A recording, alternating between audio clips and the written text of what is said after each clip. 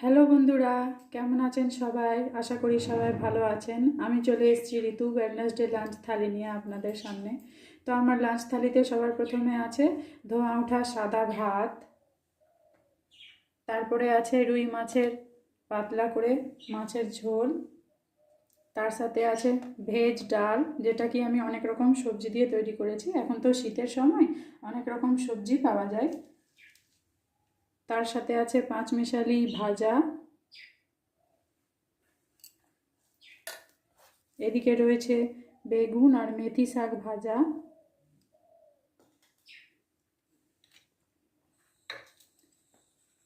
তার সাথে রয়েছে বড়ি ভাজা, যেটা আমার খুব প্রিয়। আপনাদের কার কেমন লাগে? তার সাথে আছে স্লাদ, স্লাদের মধ্যে আছে শসা,